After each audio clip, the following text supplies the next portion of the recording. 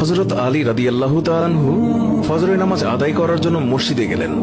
এদিকে হযরত ফাতেমা রাদিয়াল্লাহু তাআলা আনহা অত্যন্ত জ্বর থাকা অবস্থায় ঘরের সমস্ত কাজ শেষ করেছেন।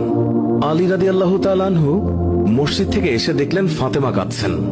তিনি প্রশ্ন করলেন, ফাতেমা, তুমি কাঁদছো কেন? ফাতেমা রাদিয়াল্লাহু তাআলা আনহা কোনো উত্তর না দিয়ে তখনও আরো জোরে জোরে কাঁদতে লাগলেন।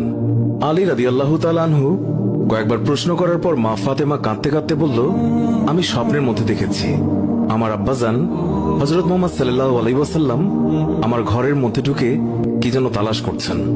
ঘর থেকে বের হওয়ার সময় আমি পেছন দিক থেকে আমার আব্বাজানকে ডাক দিলাম, ও আব্বাজান, আপনি কি তালাশ করছেন? আব্বাজান তখন বললেন, ও আমার ফাতিমা, আমি তো তোমাকেই তালাশ করছি, তোমাকে নিয়ে যাওয়ার জন্য। আরো বললেন, ও আমার ফাতেমা, আজকে তো তুমি রোজা রাখবে, সেহরি করবে আলীর দস্তরখানায় আর ইফতার করবে আমার দস্তরখানায়। তখন হযরত আলী রাদিয়াল্লাহু তাআলা আনহু এই স্বপ্ন শোনার পর দুইজনে বুঝতে আর বাকি থাকলো না যে ফাতেমা ইন্তেকাল করবেন। দুজনে আরো জোরে জোরে কাঁদতে লাগলেন।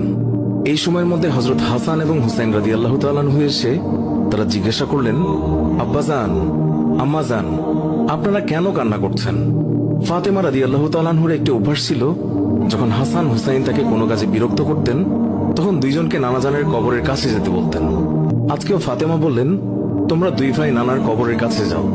কবরের নিকট যাওয়ার সাথে সাথে কবর থেকে আওয়াজ আসলো, ও আমার আদরের নাতিরা, এই মুহূর্তে তোমরা আমার কাছে কেন এসেছো? আমার কাছে তো সব সময় আসতে পারবে। এখন যাও, গিয়ে মায়ের চেহারার দিকে তাকিয়ে থাকো। আজকের পর তোমাদের আম্মাজানকে আর দেখতে পাবে না। এই কথা শোনার পর দুই ভাই কাঁদছেন এবং দৌড়াতে দৌড়াতে আম্মাজানের কাছে চলে গেল। গিয়ে আম্মাজানকে জিজ্ঞাসা করলেন, তোমরা দুইজন কেন কাঁদছো? বুঝেছি, নানাজান আমাদেরকে বলে দিয়েছেন যে আজকের দিনটি তোমার জন্য শেষ দিন। নানাজান তোমার চেহারার দিকে তাকিয়ে থাকার জন্য আমাদেরকে বলেছেন। বিকেলের দিকে হযরত ফাতেমা রাদিয়াল্লাহু তাআলা আনহা তার শরীর খারাপ হলো, তাকে বিছানায় শোয়ানো হলো। মা ফাতেমার মৃত্যু পূর্বক্ষণে হযরত আলী রাদিয়াল্লাহু তাআলা আনহু তাকে তিনটি কথা বলেছেন। ও আলী, আমার প্রথম কথা হচ্ছে, যেদিন থেকে আমি আপনার ঘরে এসেছি ওই দিন থেকে আজ পর্যন্ত আমি আপনাকে অনেক কষ্ট দিয়েছি। আপনি যদি আমাকে ক্ষমা না করেন তাহলে কি আমার কারণে আব্বাজান অনেক লজ্জিত হবেন। বলেন, আপনি আমাকে ক্ষমা করলেন কিনা? আলী রাদিয়াল্লাহু তাআলা আনহু তিনি তখন উত্তরে বললেন, ইয়া ফাতেমা, তুমি কি বলছো এগুলো? আমি তোমার যোগ্য ছিলাম না। তোমার আব্বাজান দয়া করে মেহেরবানি করে তোমার হাত আমাকে দিয়েছেন।